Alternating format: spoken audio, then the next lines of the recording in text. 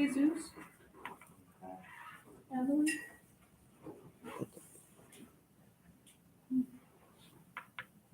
What they do say. Maybe things like an old man over in the North Village and walking the giving of the line. Old man Warner started has a crazy cool instead of listening to the young folks looking at enough for them. Next thing you know, they're wanting to go back to their living cave, no one work anyone lived that way for a while. This is saying that Larry and George on the head of food. Next thing you know, we don't eat eggs, food, chicken, and acorns. They're all including already. The added egg, eventually, that enough to see young Joe and others of their children with everybody. Jocelyn? Chrison? Lolly? Adam? Curry?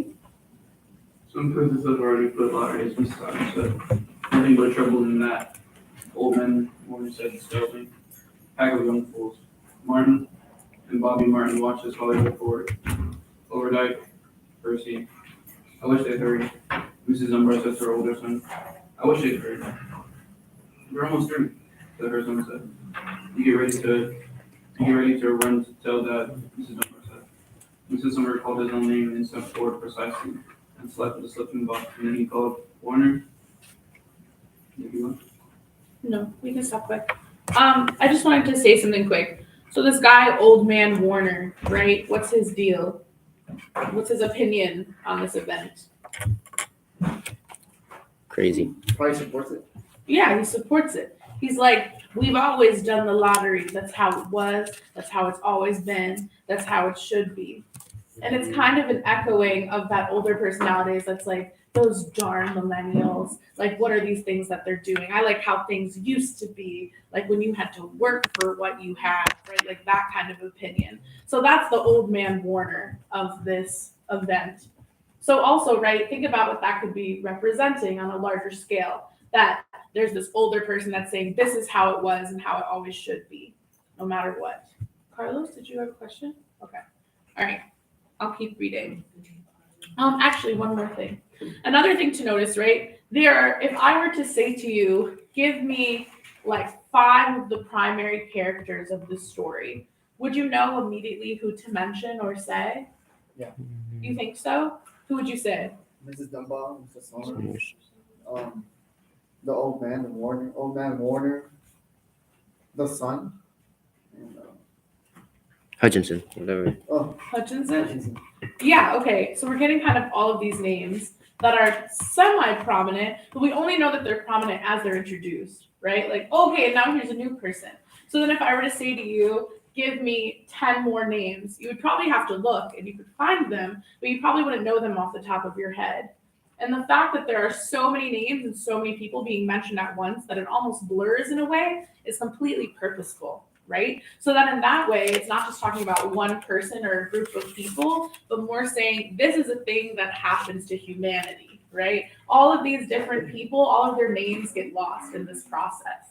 Okay, so I wanted to point that out. All right, let me continue. I'll just start at, Right, 7 here. it was Watson, right? Is that what you said? Oh, 77th. Okay.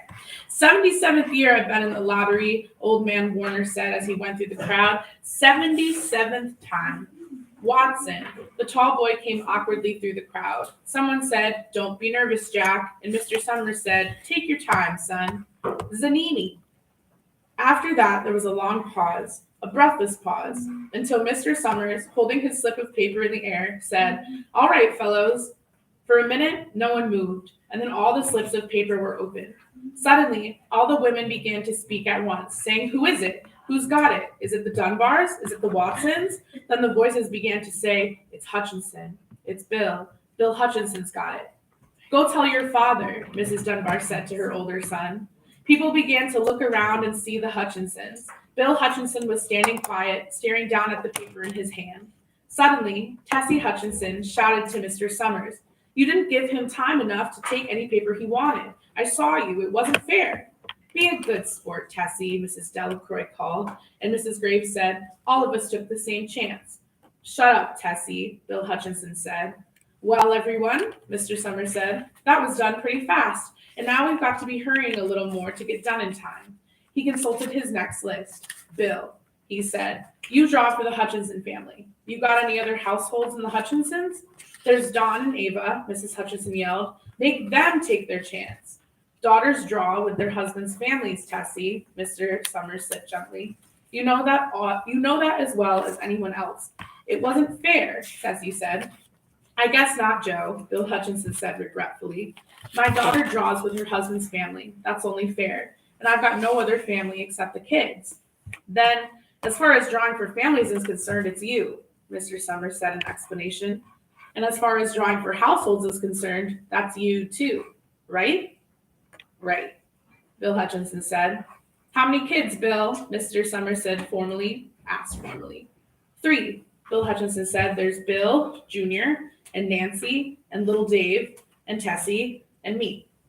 All right then, Mr. Summers said. Harry, you got their tickets back? Mr. Graves nodded and held up the slips of paper. Put them in the box then, Mr. Summers directed. Take Bill's and put it in. I think we ought to start over, Mrs. Hutchinson said as quietly as she could. I tell you it wasn't fair. You didn't give him time enough to choose. Everybody saw that. Mr. Graves had selected the 5 slips and put them in the box, and he dropped all the papers but those onto the ground where the breeze caught them and lifted them off. Will you pick up? Yeah.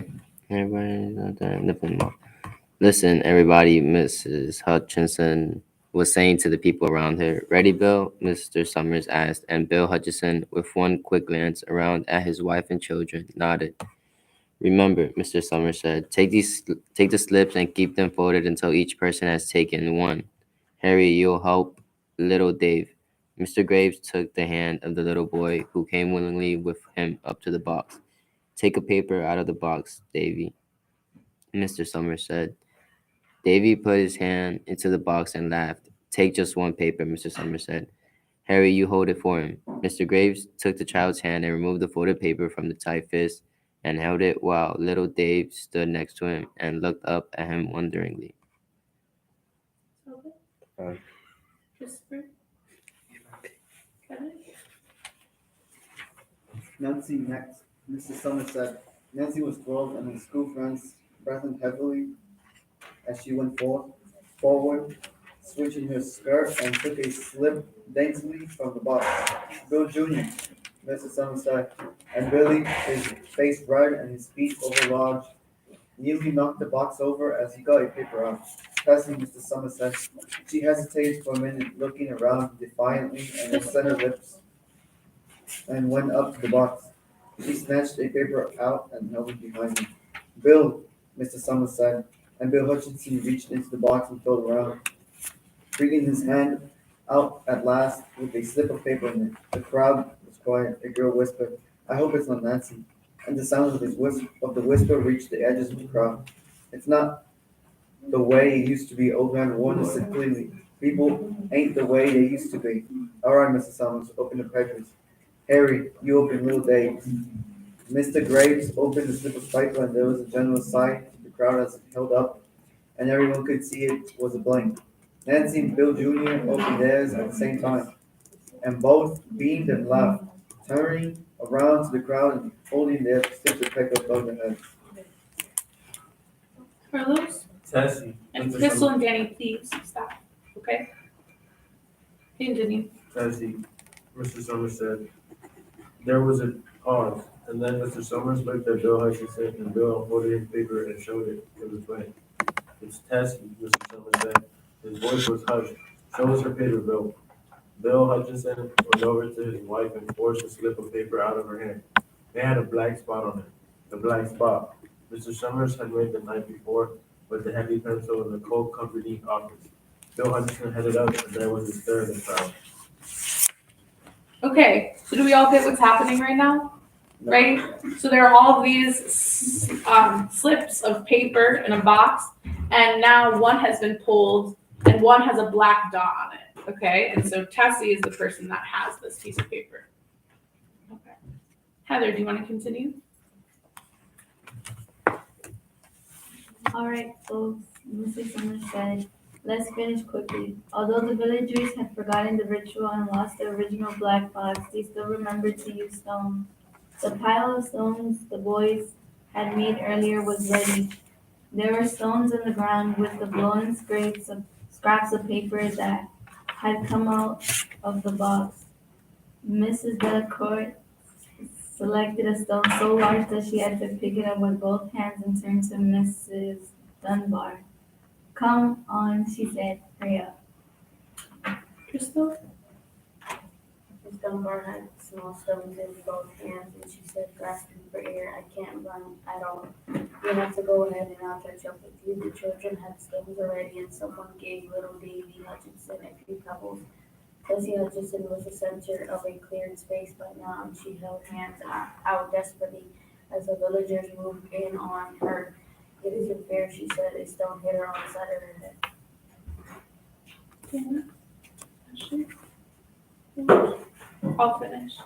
Old Man Warner was saying, come on, everyone. Steve Adams was in the front of the crowd of villagers, with Mrs. Graves beside him.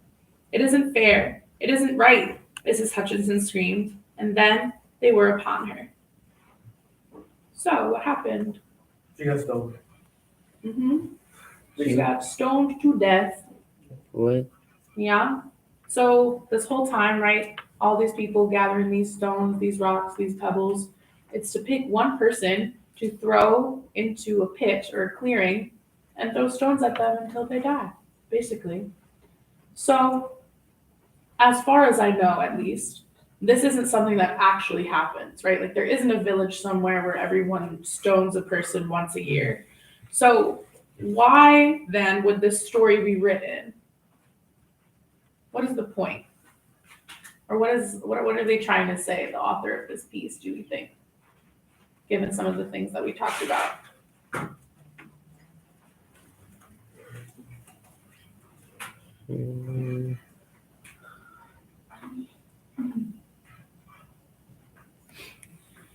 Give me some thoughts, or I'll call on a couple of you guys.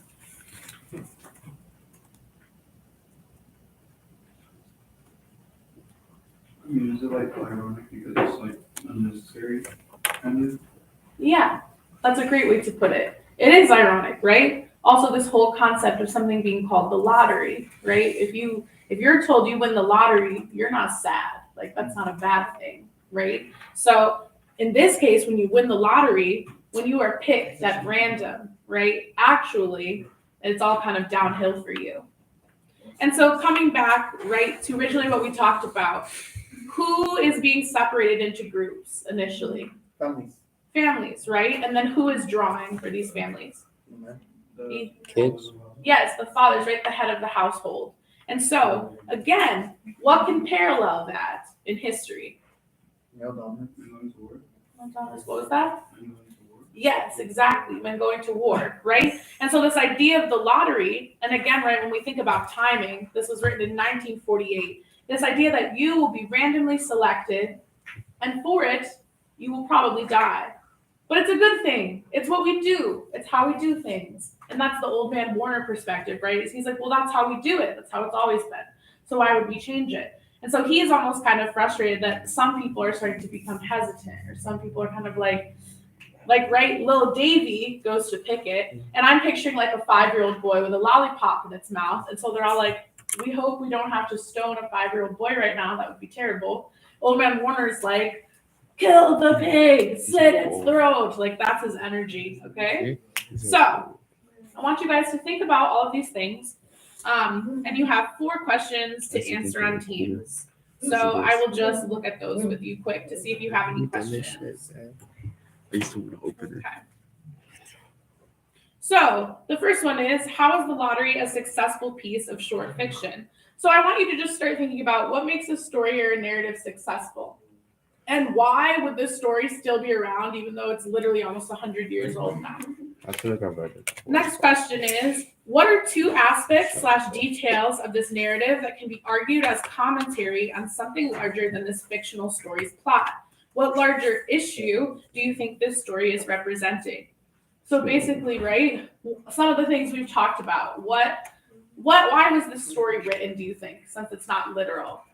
And it's a satire, which then brings us to what makes the lottery a piece of satire. Can someone define satire for me? What's a satire? Any idea? So a satire is when you use something comical or ironic or unliteral to talk about a literal issue or a social issue. So for instance, if any of you have read Animal Farm, have you ever heard of that? Mm-mm. It's basically a book and all of the characters are farm animals, but the whole thing is about communism, right? So it kind of takes something big and dumbs it down so that the main core of it can be more accessible. All right? And then finally, what functions can the format of a short story offer that something written at a longer length cannot? So what can you get from this? The fact that we can sit and read it in a short amount of time instead of me, for instance, giving you a book and saying, let's read this whole book and look at it. What does that offer that something longer maybe wouldn't? Okay? Yeah, Emily? What? It gets to the point? Is that what you said? That's a great answer, yeah. And also that's for you to answer, right? There's a couple reasons why, but I want you to think about it. And one of my answers is you can hand this to someone and say, read this and get back to me in a day, right? And they can do that. A book, maybe not. Or if you can, that's impressive, but not all of us. Okay? Any questions about these questions? No? All right, so take the rest of this time, answer them now. And if you don't answer them during class, they're due by midnight tonight, okay? Hello? I didn't get Yes. Okay, thank you. That's me, bro. Heather, you're leaving. Imagine coming to school to leave at 9. Like, come on, bro. I didn't get that. Oh, That's torture. I want it right now. Yeah.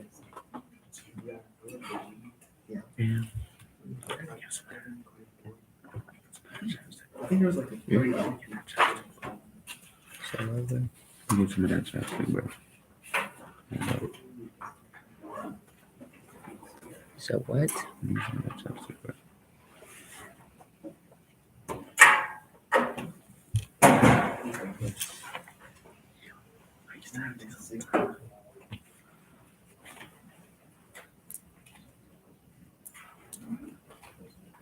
Oh, okay. I went up to $12 in 30 minutes.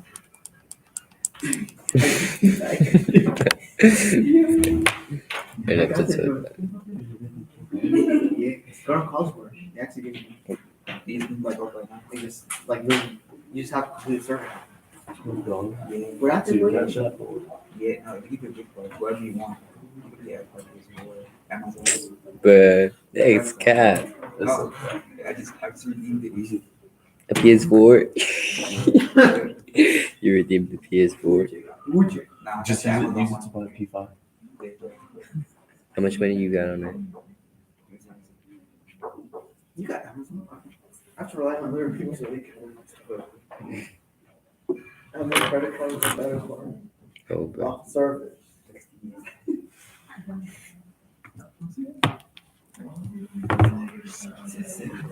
Damn, bro, I can't even watch it. It's Francisco, man.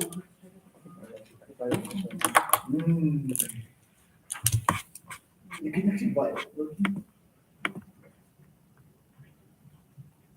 No, but the one that I sent you, not that one. Not using it. Bro, I miss one. My dog was like this one. Nah. If you want to see like the physical, like how it's like how it looks like. Look at this dog. Yo, Kevin. Wait, but Kevin. I have no. I don't care. Kevin. Did you read? How do we read? Christopher, did you read? Of course not. Chris always reads. Like basically, he goes on a. Chris is All right, you guys, you can pick up and just make sure you push the chairs in and put any extra chairs back in the back for me. He goes to New York and does what? What? Yo, I'm Carlo. not taking the quiz. Carlo. Did Ricky? Come on, bro, you gotta lock in. It was just yesterday. I'm locking that. Text him. What happened? he hops on the bus, Yeah, tell him and then to- he finds the ex, Bye, guys. the veteran. The veteran. Yeah, and then there's Mr. Crenshaw. I forgot. He's his Crenshaw. lieutenant. And the narrator and the ex-doctor, the veteran, they start talking and how the Oh, the ex-doctor?